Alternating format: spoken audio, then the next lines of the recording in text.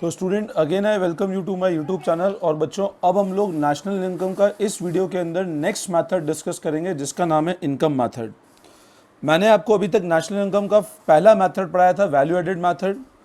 और आप लोगों को मैंने एक और चीज़ बताई थी कि अगर आप हमारे व्हाट्सएप ग्रुप पे नहीं है तो मेरे को इस नंबर पे मैसेज कर दो। आप मेरे चैनल पे अकाउंट्स और मैक्रो इकोनॉमिक्स पूरा अच्छे से पढ़ सकते हो, ठीक है ना। सिर्फ चैनल को अच्छे से शेयर करो, सब्सक्राइब करो, लाइक रेगुलर करते रहो, ठीक है ना। अब बच्चों जो हम लोग इस वीडियो के अंदर पढ़ रहे हैं वो बेसिकली हम लोग पढ़ रहे हैं इनकम मेथड। मेरी बात फिर समझना, इस वीडियो के अंदर हम लोग जो मेथड देखेंगे उसका नाम है इनकम मेथड। और ध्यान रखना, इनकम मेथड को हम लोग एक और नाम से जानते हैं। इनकम मेथड को we know by one more name. तो बच्चों ध्यान रखना, इनकम मेथड को हम लोग एक और नाम से जानते हैं जिसका नाम है फैक्टर पेमेंट मेथड। मेरी बात फिर सुनना, इनकम मेथड को हम लोग एक और नाम से जानते हैं फैक्टर्स पेमेंट मेथड। अब इनकम मेथड का बेसिकली लॉजिक क्या है, तुम एक चीज़ समझना। बेसिकली क्या होता है, मैंने आपको स्टार्टिंग में बताया था, फैक्टर इनकम एक कंसेप्ट होता है, ठीक है ना। और हमने चैप्टर नंबर 1 के अंदर भी देखा था, जब हम लोग फैक्टर्स ऑफ प्रोडक्शन की बात करते हैं, मेरी बात सुनना, जब हम लोग फैक्टर्स ऑफ प्रोडक्शन की बात करते हैं तो मेनली ध्यान रखना, there are 4 factors of production. Factors of production कितने होते हैं? 4, जिसमें होता है एक लैंड, एक होता है लेबर, एक होता है कैपिटल और एक होता है एंटरप्रेनर। फैक्टर्स ऑफ प्रोडक्शन की बात करते हैं तो there are 4 factors of production: land, labour, capital और एंटरप्रेनर। अब ये ध्यान रखना, लैंड को जो रिवार्ड मिलता है that is normally rewarded in the form of rent. Labour को जो रिवार्ड मिलता है वो मिलता है वेजेस। कैपिटल को रिवार्ड मिलता है इंटरेस्ट और एंटरप्रेनर को रिवार्ड मिलता है प्रॉफिट। तो जब मैं इन सबको जोड़ देता हूं तो बन जाती है फैक्टर इनकम। मेरी बात फिर से ध्यान देना, इनकम मेथड की जब हम लोग बात करते हैं तो हमेशा ध्यान रखना, मेनली अगर हम लोग बात करते हैं फैक्टर्स ऑफ प्रोडक्शन की तो there are 4 factors of production. 4 factors of production कौन कौन से होते हैं? लैंड, लेबर, कैपिटल और एंटरप्रेनर। लैंड को ध्यान रखना बेटा, जो रिवार्ड मिलता है वो कहलाता है रेंट। लेबर को जो रिवार्ड मिलता है वो कहलाता है वेजेस। कैपिटल को जो रिवार्ड मिलता है वो कहलाता है इंटरेस्ट और एंटरप्रेनर को जो रिवार्ड मिलता है वो कहलाता है प्रॉफिट, ठीक है ना। अब देखो, हम लोग जो इनकम मेथड पढ़ रहे थे ना, तो उसमें क्या होता है, फैक्टर इनकम मैंने अभी आपको बताया मेनली होता है land, labour, capital, entrepreneur. Income method में नेशनल इनकम निकालने का तरीका क्या होता है, तो हम लोग क्या करते हैं, जो टोटल फैक्टर इनकम होती है उसको बेटा 3 पार्ट में क्लासीफाई करते हैं।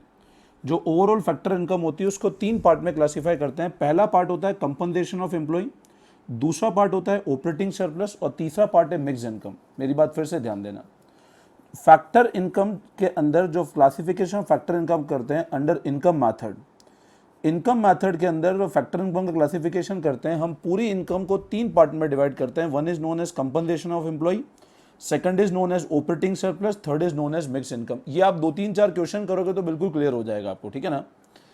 अब क्या होता है, जब हम लोग बात करते हैं एम्प्लॉय कंपनसेशन की, मैंने आपको भी बताया लेबर को नॉर्मली वेजेस मिलती है, तो वेजेस के अलग अलग टाइप होते हैं। तो जो फैक्टर्स ऑफ प्रोडक्शन इनकम कमाते हैं वो हम लोग 3 पार्ट में क्लासीफाई करते हैं: employ compensation of employ, operating surplus और मिक्स इनकम, ठीक है ना। अब कंपनसेशन ऑफ एम्प्लॉय के अंदर वेजेस जो होती है उसको वेजेस एंड सैलरी कैश में भी हो सकती है, wages and salary in kind हो सकती है। आपको ये सारे पॉइंट्स एक बार याद करने पड़ेंगे, ठीक है ना। बट अभी आप 1-2 बार रीड करोगे अपने आप याद हो जाएंगे आपको, ठीक है। No need to get worried, जैसे जैसे आप क्वेश्चन करेंगे आपको बिल्कुल क्लियर होता जाएगा, ठीक है ना। तो कंपनसेशन ऑफ एम्प्लॉय में बच्चों 4 component: wages and salary in cash, wages and salary in kind. अगला पॉइंट बोल रहा है एम्प्लॉयर कॉन्ट्रीब्यूशन। ध्यान से समझना, एम्प्लॉय का नहीं बोला है, एम्प्लॉयर कॉन्ट्रीब्यूशन। किसका बोला है? एम्प्लॉयर। अगर एम्प्लॉय कॉन्ट्रीब्यूशन है तो वो नहीं, क्योंकि एम्प्लॉय को देने वाला पर्सन एम्प्लॉयर है। एम्प्लॉयर क्या करता है, नॉर्मली तुमने सुना होगा जैसे प्रोविडेंट फंड होता है, इंश्योरेंस होता है, तो वो एम्प्लॉयर जब एम्प्लॉय के बिहाफ पे कराएगा तो वो भी उसके एक तरह से कंपनसेशन का पार्ट है। तो एम्प्लॉयर का contribution to social security scheme और रिटायरमेंट पे कोई पेंशन होगी तो, ठीक है ना। तो फिर से ध्यान देना, कंपनसेशन ऑफ एम्प्लॉय में बच्चों 4 कंपोनेंट: पहला wages and salary in cash, अगला wages and salary in kind, third employer contribution, employ का नहीं, employer contribution to social security scheme, और चौथा रिटायरमेंट पेंशन। फिर से बोलो, पहला बोलो बोलो, पहला मन में बोलो तुम लोग: wages and salary in cash, wages and salary in kind, retirement pension और employer contribution to social security scheme. तो ये पहला कंपोनेंट होता है इनकम मेथड का, जिसको हम लोग कहते हैं कंपनसेशन ऑफ एम्प्लॉय। अब अगर मैं सेकेंड कंपोनेंट पे आता हूं, उसका नाम है ऑपरेटिंग सरप्लस। उसका नाम क्या है? Operating surplus. ऑपरेटिंग सरप्लस क्या होता है? नॉर्मली जो रूटीन अपना ऑपरेशन से सरप्लस आता है। ऑपरेटिंग सरप्लस के तीन कंपोनेंट है, रेंट, इंटरेस्ट और प्रॉफिट। मेरी बात फिर से समझना, ऑपरेटिंग सरप्लस के तीन कंपोनेंट है, रेंट, इंटरेस्ट और प्रॉफिट। और प्रॉफिट वापस तीन पार्ट में डिवाइडेड है, डिविडेंड, कॉर्पोरेट टैक्स और अनडिस्ट्रीब्यूटेड प्रॉफिट। बच्चों फिर से ध्यान देना, कंपनसेशन ऑफ एम्प्लॉय में क्या है? Wages, salary in cash, wages, salary in kind, employer contribution to social security और रिटायरमेंट पेंशन। ऑपरेटिंग सरप्लस में मेजर तीन कंपोनेंट है, रेंट, इंटरेस्ट और प्रॉफिट। अगर आपको ये तीनों अलग अलग दिया हुआ है तो तीनों को ऐड करके ऑपरेटिंग सरप्लस बनेगा, और ऑपरेटिंग सरप्लस दिया मतलब तीनों के अंदर ये ऑपरेटिंग तीनों चीजें आ गई। प्रॉफिट के वापस ध्यान रखना तीन कंपोनेंट है। प्रॉफिट के वापस कितने कंपोनेंट है? तीन। एक तो है कौन सा? डिविडेंड, जिसको हम डिस्ट्रीब्यूटेड प्रॉफिट भी कहते हैं। एक है कॉर्पोरेट टैक्स और एक है अनडिस्ट्रीब्यूटेड प्रॉफिट। तो प्रॉफिट के बच्चों ध्यान रखना फिर से तीन कंपोनेंट है, एक डिविडेंड, एक कॉर्पोरेट टैक्स और एक है अनडिस्ट्रीब्यूटेड प्रॉफिट। तो profit is again divided into three, dividend, corporate tax और अनडिस्ट्रीब्यूटेड प्रॉफिट। ठीक है, तो ऑपरेटिंग सरप्लस के तीन component, rent, interest, profit. Profit के अगेन तीन कंपोनेंट, डिविडेंड, कॉर्पोरेट टैक्स और अनडिस्ट्रीब्यूटेड प्रॉफिट। फिर अगला कंपोनेंट है मिक्स्ड इनकम। मिक्स्ड इनकम मतलब है income of self employed person who are using their own land, labour, capital, entrepreneur. मतलब किसी पे डिपेंडेंट नहीं है। जैसे मान लो मैंने कहा मैं खुद सेल्फ एम्प्लॉयड हूं, तो मेरी जो इनकम आ रही है विद फ्रॉम डिफरेंट सोर्सेज, वो कहलाती है मिक्स्ड इनकम।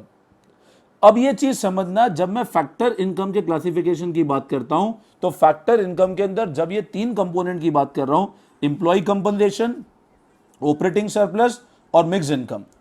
कंपनसेशन एम्प्लॉय में चार कंपोनेंट हुए, ऑपरेटिंग सरप्लस में मेजर तीन कंपोनेंट है, प्रॉफिट के वापस तीन कंपोनेंट है, और मिक्स्ड इनकम ये। अब ये ध्यान रखना बच्चों, मैं जब इन सारे कंपोनेंट को ऐड कर देता हूं, compensation of employ, operating surplus और मिक्स्ड इनकम, जब मैं इन तीनों को ऐड कर देता हूं, तो ऐड करके ध्यान रखना जो रिजल्ट आता है उसको मैं कहता हूं the income generated with in domestic territory.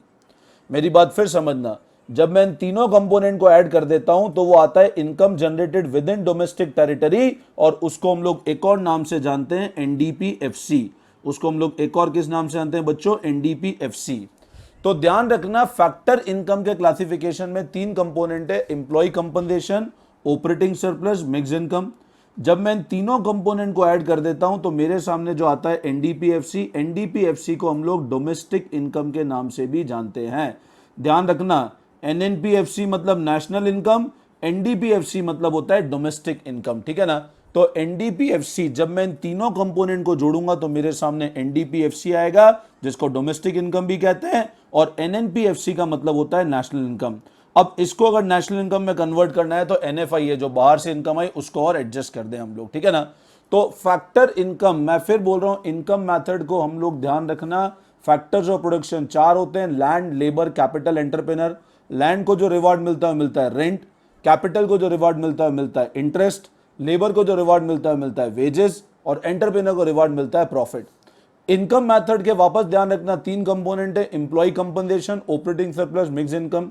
Employee compensation में फिर से चार कंपोनेंट है, वेजेस, सैलरी कैश में, वेजेस, सैलरी काइंड में, एम्प्लॉयर का कंट्रीब्यूशन सोशल सिक्योरिटी के लिए, और रिटायरमेंट की पेंशन। ऑपरेटिंग सरप्लस के तीन है, रेंट, इंटरेस्ट, प्रॉफिट। प्रॉफिट के अगेन तीन component, dividend, corporate tax, undistributed profit, और लास्ट कंपोनेंट है mixed income, that is income of self employed person, जो खुद अपने land, labour, capital, entrepreneur use कर रहे हैं। ठीक है ना? इन सबको ऐड करेंगे तो आएगा एनडीपीएफसी। नेशनल इनकम में कन्वर्ट करने के लिए इसमें एनएफआई एडजस्ट कर दो तो आपका आ जाएगा एनएनपीएफसी। ठीक है ना? तो ये एक बेसिक कंसेप्ट होता है इनकम मेथड का। अब अपन जैसे जैसे आगे क्वेश्चन करेंगे आपको और ग्रिप क्लियर होता जाएगा। अगले वीडियो में मैं इसके सारे क्वेश्चंस कराऊंगा, तो टिल देन आप एक बार यहां तक अच्छे से पढ़ लेना, फिर हम लोग वापस नेक्स्ट वीडियो के अंदर मिलेंगे। अगर आपने मेरे को अभी तक चैनल सब्सक्राइब नहीं किया है तो बच्चों चैनल सब्सक्राइब कर दो। कोई भी डाउट हो मेरे को व्हाट्सअप करो, मेरा व्हाट्सअप नंबर 9929411361 है। CA Romil Jain from Udaipur. ठीक है ना? और कोई भी दिक्कत हो तो मेरे को आप व्हाट्सअप करना, I will tell you how to know our WhatsApp group also. ठीक है बच्चों? चलो, thank you all of you.